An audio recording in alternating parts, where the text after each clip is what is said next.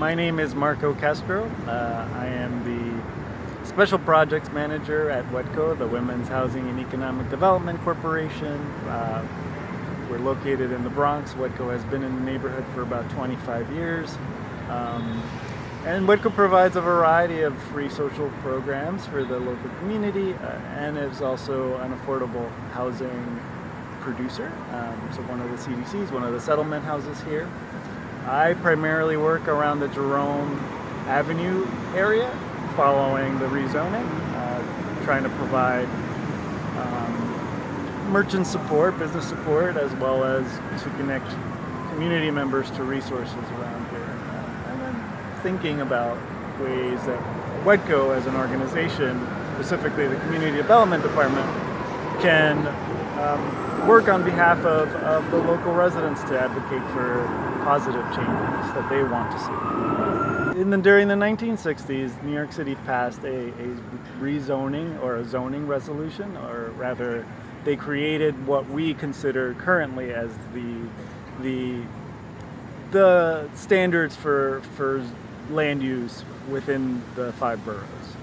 Essentially, along with those zoning codes or land use codes that were introduced during that time, the city also passed a few, I shouldn't say a few, but many building codes that kind of corresponded with them. So zoning being what you can build and what you can't build in specific regions, or land properties, or even neighborhoods you can think about. Trying to separate manufacturing from other types of uses, commercial and residential being the 2 other primary uses, so that, you know, in a sense, it kind of creates for a healthier environment for people to live in, so that you don't live next to a factory. But the building codes essentially restricted what could be done on a particular property, and some of those are very superficial, and the signage is one of those things where essentially what you're talking about is creating something that helps attract individuals, customers to a particular building, but that involves some minor physical alterations to that building, so essentially building the skeleton for the awning. So with respect to the awnings themselves, like some of those codes that were introduced were to ensure that there was adequate care taken to make the physical alterations so that it wouldn't fall down the line. And so the city essentially limited who could legally make those alterations. And so they created a list. At this point, it is roughly 43 different sign erectors is really the term that it's called, and that term not only limits awnings or who can install awnings, but also who can install other types of signage. So like the illuminated letters, the channel letters that you see on certain buildings. So that's essentially why permitting can be so expensive, is because there's such a limited number of specialized individuals in the city who are allowed to perform that service. If this was opened up to a wider range, then you can talk about competition driving down certain prices. So that's the main reason. Along with that, who can do those types of alterations is the process of who can submit those permits. And so you need to work with a licensed architect in order to get it done. And so that adds an additional cost. So now you have the architect and the contractor. So each of them were working and taking a small percentage of the overall cost. Okay. And so while the permit itself might be like $100 or $70 to file, you're actually talking about the expertise of these individuals dictating the overall cost. And then lastly, some places use somebody to facilitate that process or accelerate that process. And so there's like a third broker that might be included in that fee that essentially is the person who goes and to the Department of Buildings at each particular borough and actually hands in that paperwork. And so that person, he or she, is running as the middle person between all parties, the erector, the architect, the building owner, or the storefront, or the merchant rather, and then finally the Department of Buildings. And so they're just sort of passing along the paperwork, making sure that everybody signs it. So is the erector person the same as the master hanger, or is that like a different? Yeah, the master hanger / erector is so. Like, I checked the New York City website, and like it says that in order for you to be a master hanger, all you need to do is like be a nice person and like have 5 years of experience.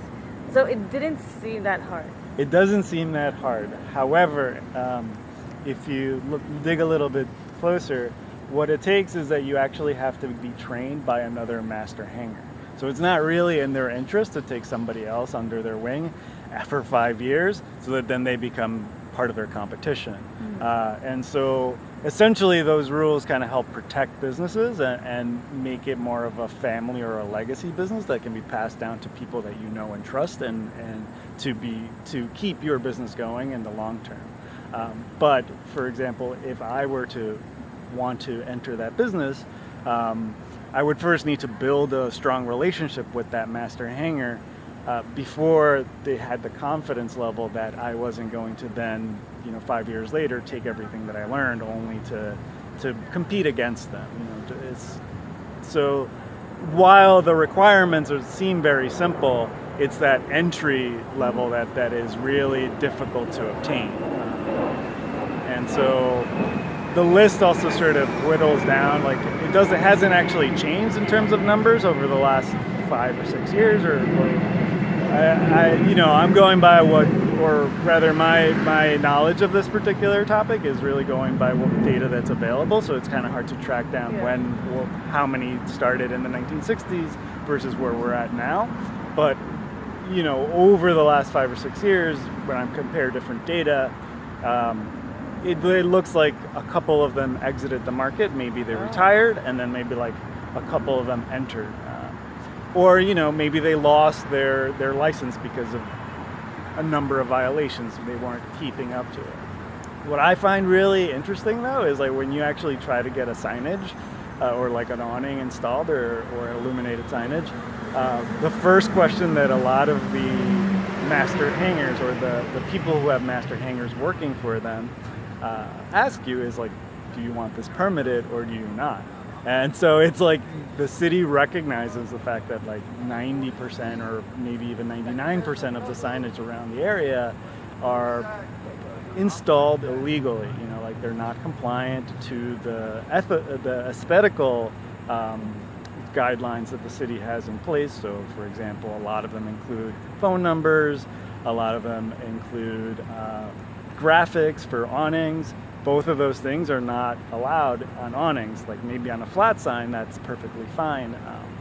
But on an awning, you're restricted by how much you're actually allowed to put in. 12 square feet of lettering, and that only includes the name of the business and the address. No additional information, no logos, for example, of products that you might be selling, no categories of products that you might be selling unless that's part of your name. Did you notice any like specific ethnic group or like country of origin that control like a specific country of origin that control the industry, or is it that? Oh, well, so the master hangers themselves, many of them I can't really speak to their specific ethnic origin or like country of origin, but they're essentially families that have been in the United States for a while, like Western European in origin. Their last names allude to the fact that they might be, say, of Italian in origin or Irish in origin, like these traditional working class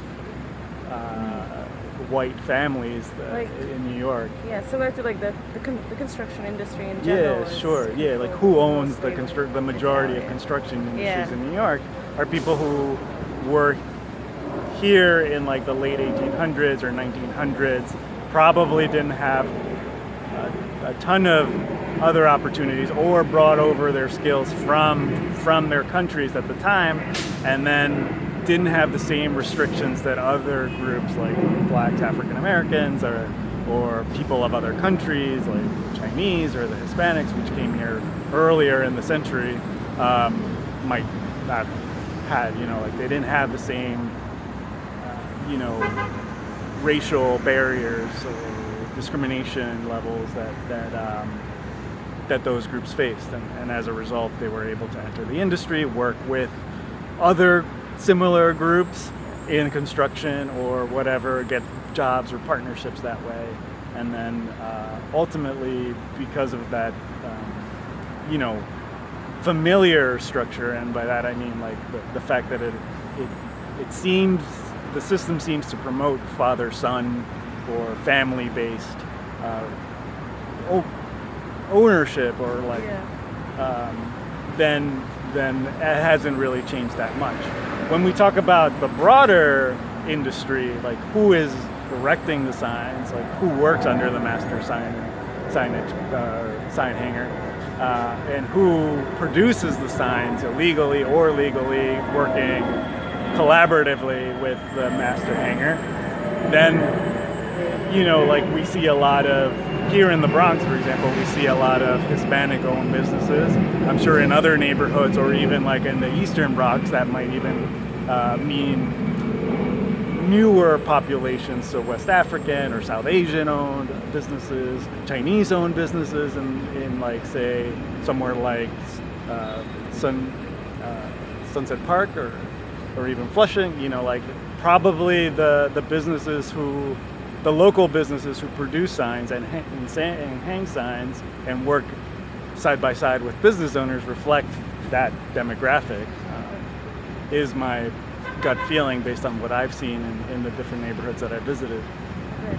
So this is the last question, and it might be a little bit of a stretch, but I've been thinking about how this, like, what's the greater impact of that?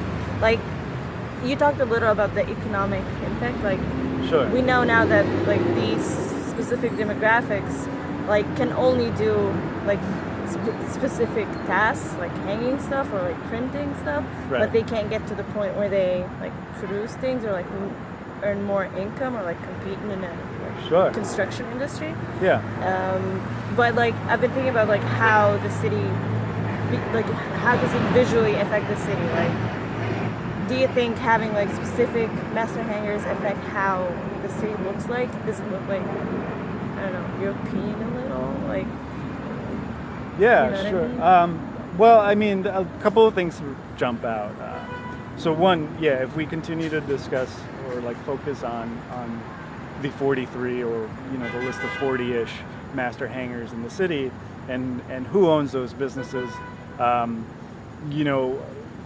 essentially what you're doing is restricting the ability of newer groups to come in and compete, and so as a result, the other businesses who work in that particular industry, building or designing signs or creating signs and maybe even installing them illegally, they might face fines down the line, and maybe as a result end up being driven out of business if the city takes very strong steps or like decides to enforce the master hanger license agreements to the full strength of the law. They might even close those businesses on their own, either through fines or finding other ways to call out the fact that their services are illegal, or try to restrict at least their role in the overall process. So as you alluded to, maybe printing or something like that, like things that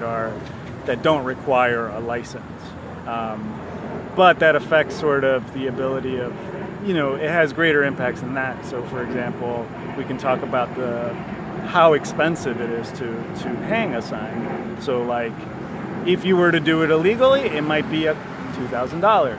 If you are to do it through the process, that adds another $2,000 to $3,000 to it.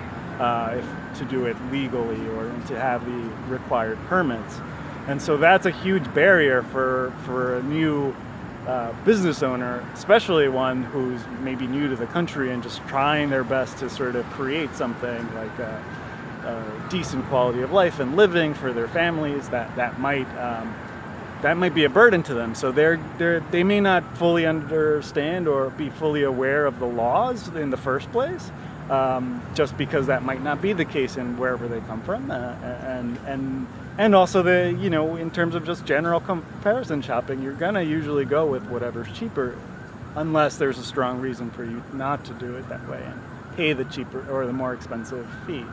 And so they usually go with the cheaper option. A few years down the line, they might be hit with a huge violation. They have to take it down and pay again. So it's almost like they're being taxed double, or like have to at least invest twice as much just to have a legal thing.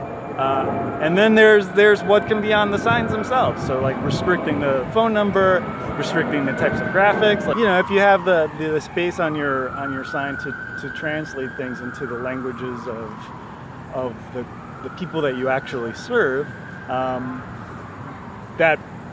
that means a lot, right? Like if you're new to the country and you're walking around town and everything's in English, and here's this thing that's actually in your language, then it will probably make you gravitate there, as a place to start out. And so the system overall is like punitive in some ways, in that it like makes it super expensive and also removes the ability for a business owner to then speak to the people that they would most likely want to speak with directly. And so, like the city, with talking with SBS, they sort of acknowledge the fact that some flexibility in the rules would be nice, but the response that I've received from them is that this is the system that we have, and so we have to do it this way for now. It's like maybe in the future things will change, but for now we're stuck with this system. And I don't necessarily think that's true. We can, that's how you make change, right? Like somebody has to decide to actually change the laws. But I don't think that it's in their imperative right now, like to actually want to make that change.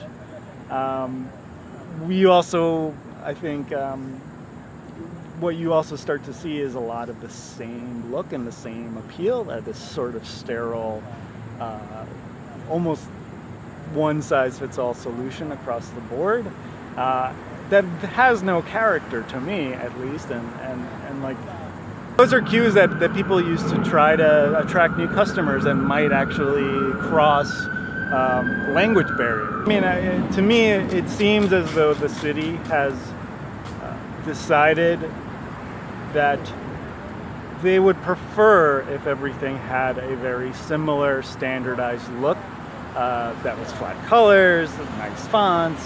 It's a very aesthetical kind of formula that they want.